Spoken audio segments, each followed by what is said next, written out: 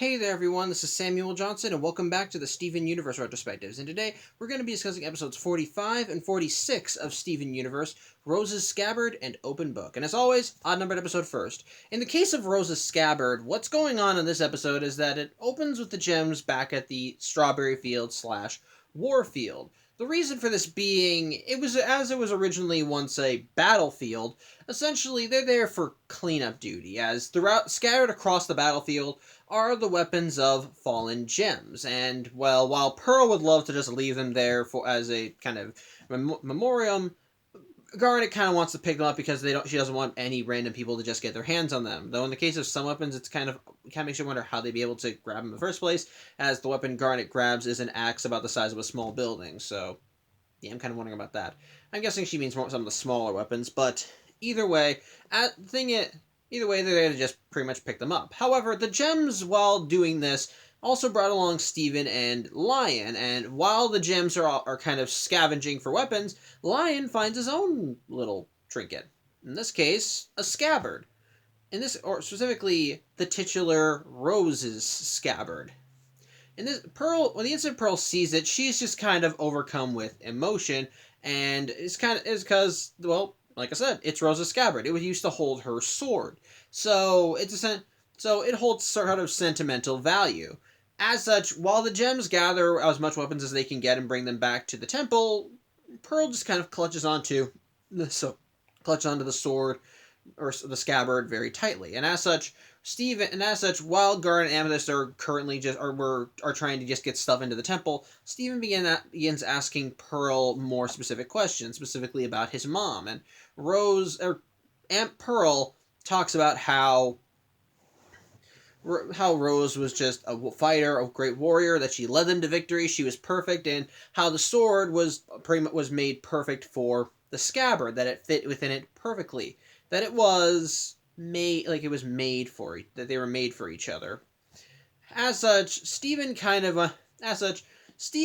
does kind of ask questions about the scabbard, like, for example, where's the sword for it? Because Pearl mentions that it was lost, that it's essentially the missing piece, so to speak, and, well, Pearl does give Steven the scabbard. Well, he really can't really do much with the scabbard beyond bopping people with it. So they begin asking where the sword could be, and Pearl thinks she might have an idea. Although she tells Steven that it's a secret that she wants Steven to keep from Garnet and Amethyst, because, well, it was a secret that Rose had. As such, Steven promises, and they end up teleporting to a different location to pretty much just take a 3-hour hike to where Pearl is going to bring her. In this case, she says it's a place that Rose kept secret from everyone save Pearl. And since Steven is Rose's son, that makes the place his by right. As such, after that 3-hour-long trek, they manage to reach the place, which turns out is Rose's Batcave from the Lion 2 episode, which Pearl states is the armory. As such, once Pearl brings Steven to it, she expected to be like, "Oh, sweet, this is awesome," and then she's immediately flabbergasted when he says, "Oh yeah, I've been here before." And her confusion is furthered as Steven manages to activate it and gain access to all the weapons, armory, and so forth. And she's just she's just kind of shocked, slightly outraged, and confused. Especially when Steven says that Lion is the one that brought him here, which Pearl is dubious about. However, Steven does remember the point why they were there, which is to look for Rose's sword, but unfortunately it's not there. As such, Pearl describes it, and using her Pearl, she manages to create a holographic image of the sword, and it turns out it's the sword that Connie used to bat back that training robot from the Lion 2 episode. And to confirm it, Steven and Pearl end up going back to the temple, and Steven pulls the sword out of Lion's mane, which shocks everyone completely, because at this point, Garnet and Amethyst are done unpacking all the weapons and so forth, and they're there to bear witness to this. As such, the gems are able to put together that, yeah, Lion was Rose's.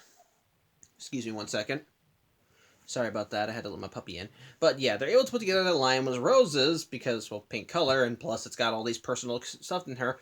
And, put simply, Pearl is outraged, and quite a bit upset, because if Lion was Rose's, She should have known about it, because after all, she was Rose's confidant. She was the one that she told all her most personal secrets. She was the one that was closest to Rose. She was the one that should have told all this. And while the gems do try to calm her down and say Rose kept many secrets, we just had to trust her, Pearl just outright yells at them and says, "What do you know? She didn't keep any secrets from me." It's like, what do you know? She didn't keep any secrets from me. She would have told me about this. And Steven tries saying, well, maybe she did to protect you, which is something that Pearl said earlier in the episode. And Pearl just snaps at Steven and says, what do you know? You don't even know her. Again, excuse me 1 second.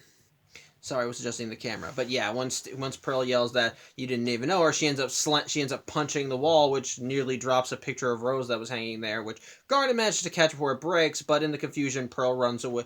Pearl takes the sword and Scabbard and just warps away. As such, Garnet and Amethyst are just going to let her stew, because apparently she's gotten like this before, but Steven, being Steven, he wants to follow her, and so he gets on Lion because Lion does know where he is, because Lion is Lion and knows everything. And it turns out that she ran back to the strawberry field. And once Steven and Lion arrive, well, she just runs away and yells at them to leave her alone. As such, they end up chasing her, and she ends up taking refuge on this floating plateau. Which while she's running to it, she yells at Steven to keep that thing away from her, aka Lion, and so Steven decides to make the trek without Lion, just jumping from platform to platform until he can get to the plateau. But even then, Pearl doesn't want to see Steven. As such, she managed to get to the plateau, and she has her back to him, but Steven is still calling out to her, saying, come on, Pearl, you have to tell me what's wrong, is it something I did? But she's still not talking, so he does make one final jump to try and get to her, and mid-jump, Pearl turns around, and she looks right pissed off. Essentially, it's the pissed off that makes it look like she wants to punch and or strangle someone while screaming to the heavens. In the instant Steven sees this, he looks shocked, but that's at that point that gravity takes hold and he falls down, and immediately Pearl's anger just fades as she immediately is concerned for Steven. Thankfully, he managed to grab on some brambles that were on the floating plateau, and while Pearl does check on him to make sure he's saved, she does not go to rescue him. Odds are because, well, he's holding onto the brambles. Thankfully, he's able to use them to climb up, but Steven ends up going to her and saying, Pearl, come on, you gotta tell me what's wrong. But the only response is, sometimes you sound like her, which is supposed to be an echo to a line that happened earlier, but I'll talk about that later. And at this point, Pearl starts reminiscing about about basically the last time she was here with Rose, and she even asks Steven, do you have any of her memories? Do you remember this place? And she ends up just reenacting a meeting that she and Rose had there about how when they were in the early days of the rebellion, even creating a holographic projection of Rose that she ends up voicing herself, with the projection telling her that if they go through with the rebellion, there's only two possibilities. Either they fail and are killed, or they succeed and can never go home. And so, which Pearl says that she'd be happy to do that if it means that she can stay with Rose. As such, once the hologram is done, Pearl just kind of looks broken or shattered. She looks like she's on the verge of just having a breakdown. But she does state, and I did actually write this line down so I could remember it. She ends up saying, sometimes I wonder if she can see me through your eyes. I wonder what she would think of me now. And Steven's response? Well, I think you're pretty great, as he gives her a hug from behind, which does seem to melt her heart enough as she just starts tearing up. As such, the episode ends with a fantastic piano piece as Steven brings Pearl back to Lion with the sword, and together they put it back into his mane, but Steven starts showing Pearl more of the benefits of Lion, how he's been keeping stuff in there along with all of Rose's crap, like a magic hat or one of those magic lengths of scarves, which he ends up giving to Pearl, and she probably wears out of Steven gave it to her. But as Steven's showing the stuff off, he pulls out the crystal gem flag that was in Lion's mane, which actually does end up causing Pearl to just go wide-eyed as she immediately well, we don't hear this because the piano music kind of overrides it. But she pretty much starts telling Steven about most likely some big event in the battle with Homeworld. As such, the episode ends with Steven and Pearl riding away on Lion, but with Pearl holding on to the Crystal Gem flag. But even as Pearl is riding Lion, she's not smiling, and she takes a quick glance down at him. I'll get to my thoughts on that late at the end, but needless to say, Pearl's got stuff she's got to work through, so there. So yeah. But anyway, that leads us to Open Book. In this case, Steven has finished up the Familiar's Familiar books, as he's gotten to the final page of the last book. And so, as he finishes reading it, Connie comes up. Connie, who was there when he finished reading it, begins asking him questions about what he thought about the ending of the book. So, with Steven making a comment about how he thought it would end like at certain number of pages here. And then Connie goes on a rant and diatribe about how she hated the ending of the book. How, in the end of the series, apparently the main character of the book, Lisa, wound up marrying her familiar, a talking falcon named Archimicrus, which I know I talked about in an earlier vlog. And so, how apparently they made him human, and how they apparently spent like 54 pages describing a wedding cake, and pretty much she thinks that it was just stupid, especially considering the nature of earlier stories, how it seemed to be subverting a lot of the popular witch tropes and was self-aware of it, but then at the end they just seemed to throw all that away just to have a sappy schmaltzy ending, with Steven just kind of listening in on it and going, yeah, sure, whatever. But by the end, Connie talks about how she thinks that it's disappointing, especially since it's kind of disappointing that she invested all this time in the books only for them to end on kind of a dumb note. As such, Steven does kind of sympathize with her and says he wishes that he could give her the ending she wants, and which results in his gem glowing and the door to Rose's room opening up. As such, Steven thinks he has the solution to their problems as he brings Connie into Rose's room and lets her know how the room operates, that it can create whatever he wants, though you have to put limits on what you want, because, well, we saw what happens when it creates things that that are too beyond its scope. As such, Steven says that with this room, they can pretty much recreate the ending however they want. As such, Connie's going all in on it, and so they both get into their costumes. With Steven saying he wants to be a falcon, so he ends up dressing like a falcon. But Connie, well, because the room only reacts to Steven, it doesn't get her in a garb. As such, Steven decides, well, why don't I just make you some... Well, what if we could get you into a costume? And so, Steven says he wants a costume shop. As such, Connie ends up running inside and plans to essentially make a hodgepodge of Lisa's best gear throughout all the books. And as such, as she's describing all this to Steven because he's waiting outside the costume shop, Steven just is happily listening. It's like, come on. It's like, oh man, it's like, oh man, they're talking it out. But after a while, Steven asks her to come out. She says, almost done. He says, come on, I want to see you. So she ends up walking out, and we see her in her gear. Looks pretty cool. And as such, with the gear, Steven compliments her, and they go off to have their adventure. However, as Steven asks Connie how she wants her adventure to go, she says, well, what do you want to do? As such, Steven starts trying to think up different ideas, Connie said that she wanted the book to be anti-authoritarian, to kind of fight against the power and all that BS. So as such, they decide, what if we had a meat cart that sold meats to rebels and so forth? And so pretty much they just start reenacting all of Steven's ideas. We're selling meat on the market, selling it to this weird flying beast whose name I do not remember, and eventually getting arrested because they don't have a permit and they're selling illegally and they're selling illegally and blah blah blah.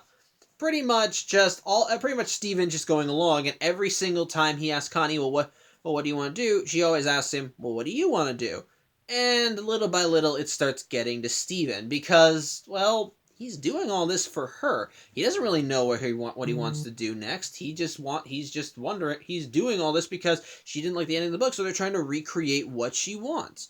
But in this case, everything she wants is because it's something that Steven wants, and it's starting to get to him because, well, he's kind of running out of ideas, and he's, like I said, doing this for her. The ideas are supposed to be coming from her mind, not his. He's just the filter. So as he turns the fantasy against them, because, well, you gotta have conflict to make a story interesting. Then they end up getting attacked by knights. They end up hiding behind their cart, and Steve says, "Okay, come on, what do you want to do next?" And Connie does not respond, still saying, "Well, what do you want to do?" And Steven is just getting more and more annoyed as he keeps saying, "No, I don't know what I want to do." And so he finally just says, "I don't want you to do what I want to do." Which seems to cause Connie to break down, as she said, you don't want what are you, I want, you don't want me to want what you want." And then she just kind of as she just seems to, it looks like like she's a machine that's having a meltdown, and she keeps it, and once Steven sees this, he's wondering what the heck's going on, and then he realizes what happened. Remember back at the costume shop when Steven said, "I want to see you"? Well, it turns out the room obliged. Yeah, it created a second Connie, one that's been going around on Steven's adventures, just doing what Steven wants. The real Connie was still in the costume shop getting ready. As such, the instant Steven realizes, "Oh shit, I've been traveling with a fake, and Connie's lost in here somewhere," he he pretty much says, "No, I'm done," which in turn causes all the fantasy disappear. He loses Falcon costume, the car disappears, the knights disappear. The only thing that's still left is the Connie manifestation. And he at first does seem to get rid of her, only for her to immediately reform. As such, Steven asks why she didn't disappear, and she responds, You told me you wanted me to do what you didn't want." As such, Steven's kind of in a pickle. However, as he's moping, he hears Connie calling him in the distance, and so he immediately decides he wants to go chase after her. The only problem is the fake Connie is right behind him at every step, and the more he tries to shoo her off, the more she sticks to him like glue. And pretty much no matter where he goes, she's always on his back, always chasing him, and her only response is, "You told me to not do what you wanted to do." As such, pretty much just everywhere they go, she's just on his ass until eventually they do manage to arrive at where Connie is. But in order to get there, it was a crash landing, as they were on a flying lizard that wound up crashed. And when Steven does finally get to Connie, well, the other Connie lands near him, and she suddenly is in a wedding dress, and she says, "I know what you want," and so I know what you really want, and so he said, "I know you like her. I know you want to tell her the truth, but because you like her, you don't want to." So she kind of just begins assaulting him as she holds him down, grabs his head, and just starts yelling at him to tell Connie the truth. And so when Connie arrives in the real outfit, which admittedly does look pretty cool, she ends up seeing the fake Connie, and Steven's pleading for her help. As such, Connie ends up fighting her cloud-based doppelganger, and unfortunately, every time she strikes her down, she just reforms. So it's kind of a one-sided battle. But eventually, the fake Connie reforms on top of Steven and continues assaulting him, and tells Steven to tell her the truth. You have to tell her. And Steven, of course, is just saying, "No, I don't want to." But the fake Connie keeps forcing the issue until finally Steven yells out, "I liked the ending of the book." Yeah, it turns out that he thought it was nice. He thought it was sweet that Arkham Curse was made human, that he and Lisa got together, and he genuinely liked how they described the cake for 50 something pages, and he wanted to draw a picture of it by the end. As such, once Steven finally admits that, the Connie manifestation finally says, "Oh, that's better," and finally just disappears for good. As such, Steven apologizes to Connie for liking the ending of the book, but Connie says it's fine. It's just a book.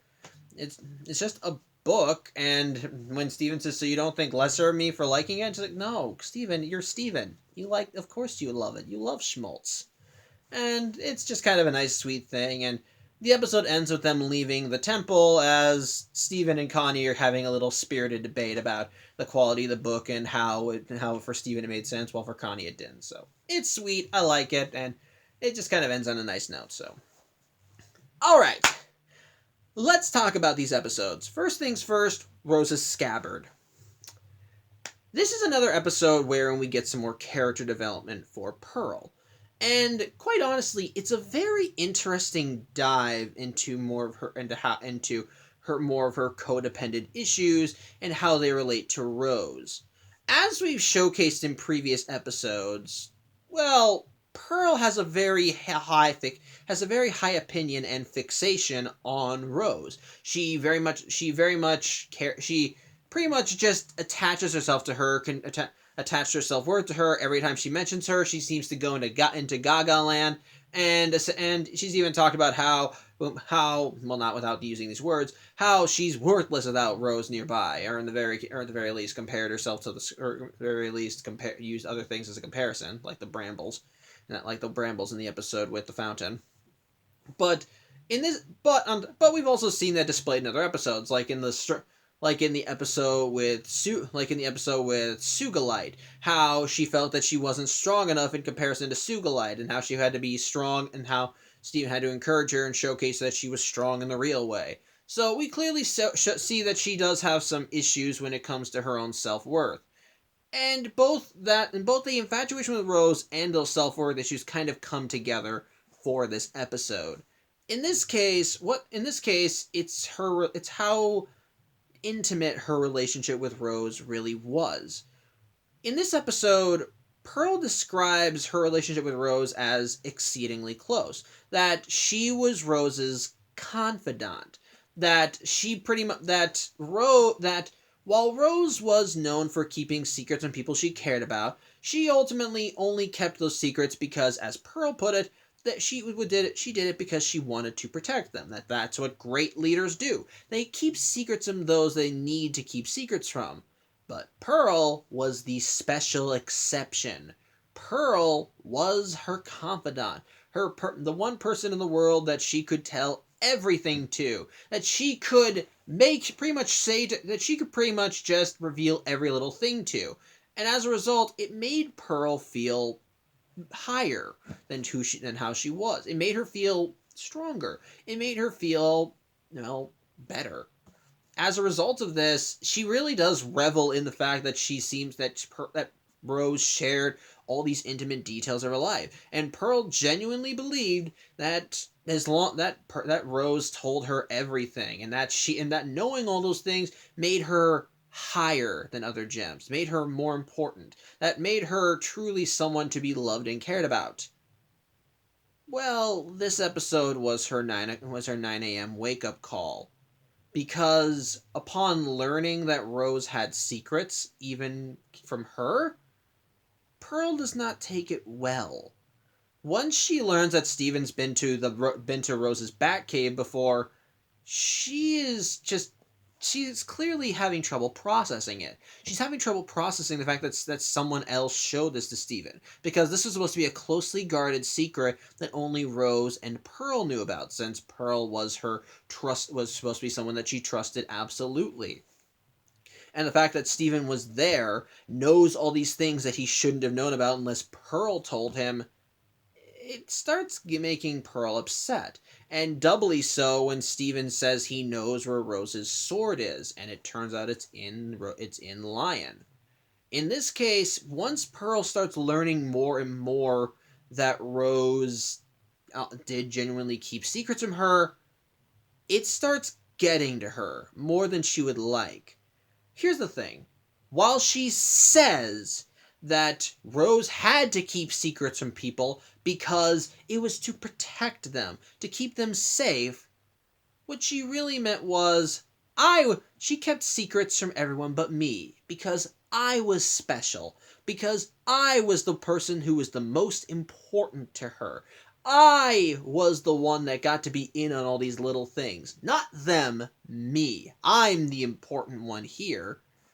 And so to actually learn that Rose didn't tell her everything, that there were things she hid from her, in the case of Lion, it gets her angry.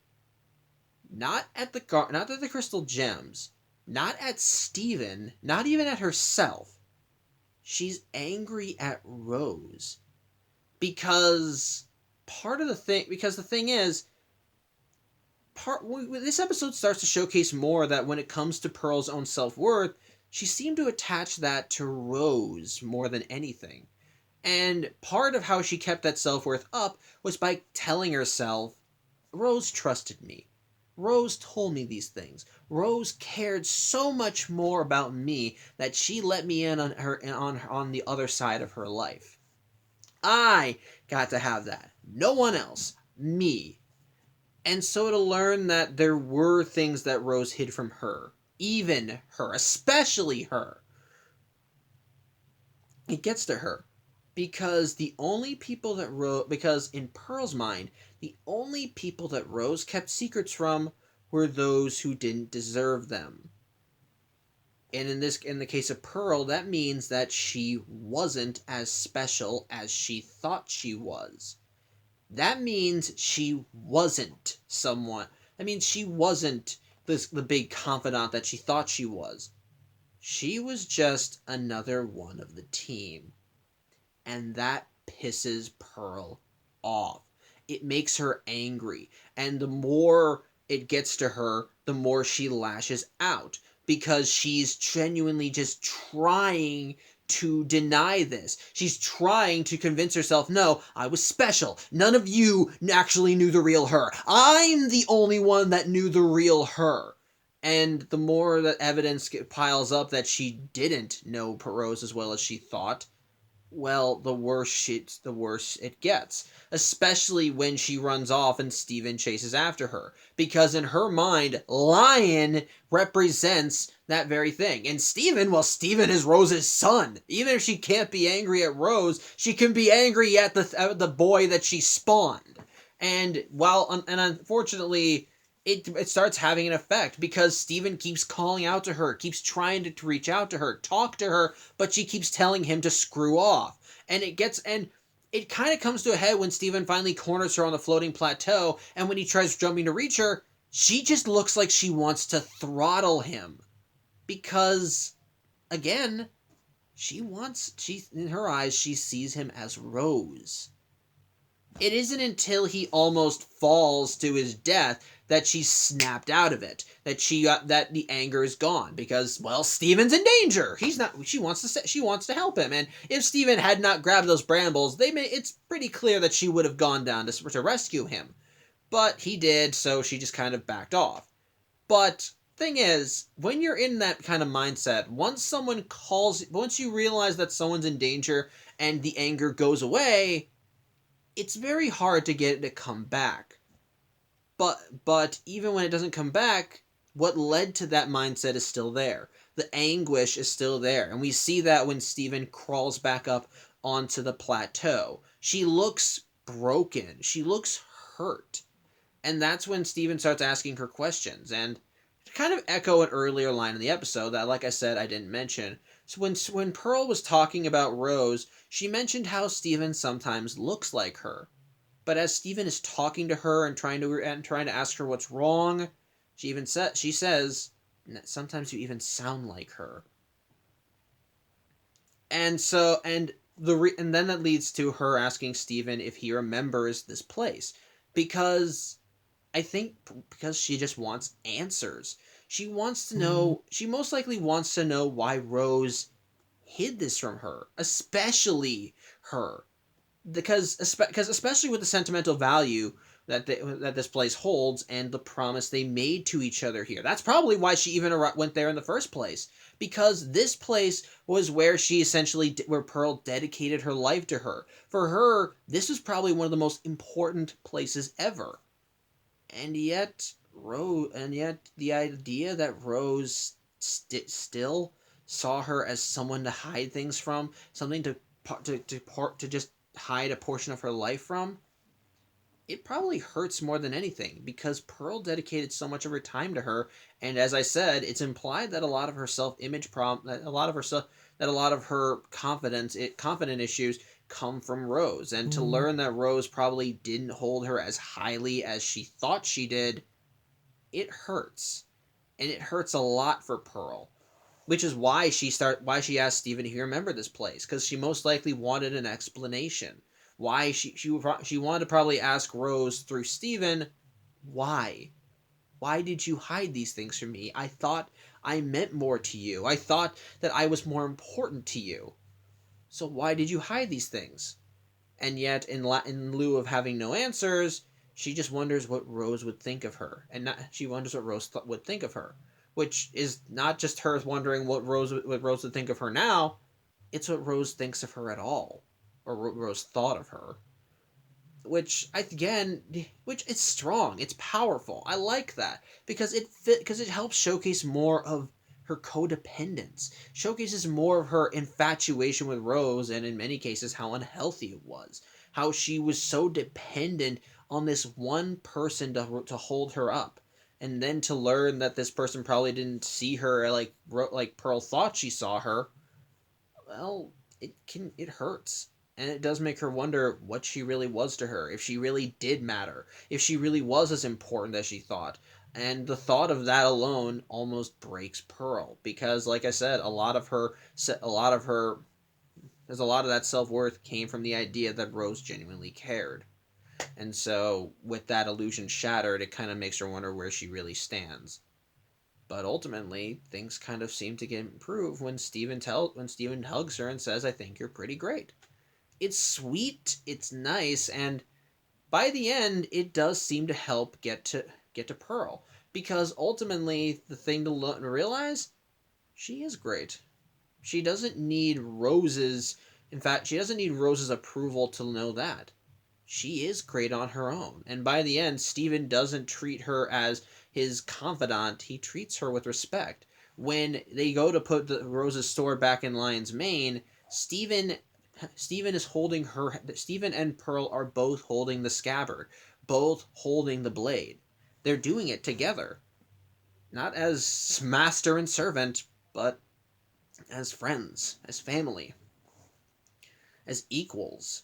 And by the end, it's still Pearl that tells Steven all these great war stories, and it helps helps educate him on gem history.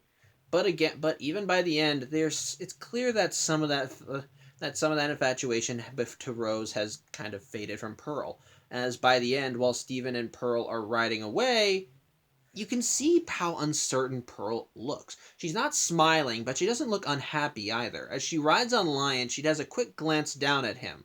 And in my opinion, I think that's hers coming to terms with the idea that Rose genuinely did keep secrets. Because Lion was one of those secrets. And Pearl is still trying to register that there were things that Pearl didn't even... Pearl's still trying to register that there are things Rose kept even from her. And and it's clear that Pearl is still trying to come to terms with it. And she's not fully okay with it, but she's trying, and Lion is probably the first place to start with that, so I think I like that. It's very good and a very in-depth character piece, showcasing a lot of Pearl's issues and codependence problems through very interesting ways that helps give us a window into Pearl's character, while also offering some character development with her, as it kind of shatters the veneer a little, kind of knocks Rose a little off the pedestal that Pearl put her on, while also helping showcase that Pearl can stand on her own, and she doesn't need Rose to hold her up. It's sweet. I like it. There's a lot to it, and it's very in depth. Has a lot of good heartwarming moments. It's really well done. I like it. So yeah. Which now brings us to Open Book. This episode I think is really nice because again it's another Steven and Connie episode, and I love those. But it's also it's once again nice to visit Rose's room and see Steven kind of having fun with it by trying to turn it into a fantasy setting. But I think what really does stand out here, and is one that I think even fans of this show need to learn, is the lesson. Because it's a very simple lesson, but one that many people need to learn. Opinions are like assholes. Everybody's got one.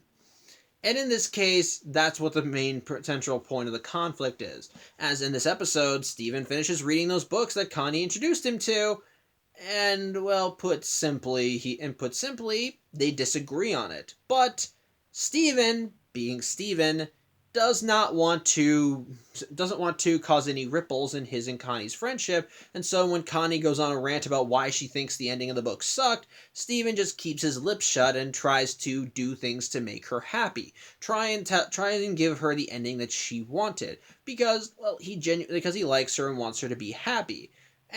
But as things go along, as Steven But as things go along, and Steven realizes the falsity of everything, realizes the falsity of the Connie he wound up with, and things just get worse and worse, and as well, he can't think of any ideas. Of course he can't think of any ideas. He liked the ending of the book, and Connie is not there to provide anything, especially since he's doing all this for her. So by the end, when the false Connie does force Steven to tell the real one, hey, tell the real one what his real thoughts were on the book, well, it's kind of a difficult decision because, and I've been in Steven's shoes before, not in the exact way, but still, essentially, it's hard to tell your friends that you disagree with them because, like I said, opinions are like assholes. Everybody's got one. And so when Steven, and considering how visceral Connie seemed to get about how she didn't like the ending, Steven was afraid to tell her that he did. But ultimately, by the end, Connie does not care that he liked the ending. If anything, she's okay with that he liked the ending because it's Steven. Like she said, he likes schmaltz. Why wouldn't he like the ending? And in the end, she ultimately tells Steven, it's okay that you don't like the ending. It's just a book. And she doesn't want to let a book get in the way of their friendship. She cares about Steven, and she's not going to let something as trivial and silly as them disagreeing on how a story should have gone ultimately end their friendship. Which, guess what? A lot of people that watch Steven Universe kind of need to learn this lesson. Yes, if you're not aware, the Steven Universe fandom is a little toxic when it comes to defending their favorite show. And while I myself love the show, even I'm a little ashamed of that. So I feel like this is an episode that a lot of Steven Universe fans need to rewatch. Like right now. Do it now. Do it now! Sorry, I'm getting off topic. My point is this. It's a simple episode, and ultimately kind of feels like filler, but it's nice a nice little episode to once again further Steven and Connie's relationship. Leads to some nice stuff as we see the familiar stuff come back and tie into Rose's room again, allowing us to explore it again. Seeing Steven use it with less cataclysmic and uncanny valley results. It's kind of seeing Steven and Connie end up clashing with the fake Connie as it keeps trying to force Steven to reveal his true thoughts on the book. It's kind of nice, has some nice tension, but ultimately it ends on a nice note as Steven and Connie aren't arguing about the end of the book, but talking about it. And ultimately defending why they think the way they do without getting on each other's cases or calling them idiots. So, yeah, it's nice. It's sweet. So, overall, we got one really deep and heartfelt episode that delves into a character's own personal psyche and self-worth issues, and another sweet episode that furthers along the relationship of two of the main characters, and ultimately ends on a nice note with a very positive lesson that a lot of people I feel should know, but not many people do. So, yeah, overall, I like the episodes. And I enjoyed watching them. So, yeah, that's about it. Thank you for watching. I'm Samuel Johnson, and I'll see you next week. Take care.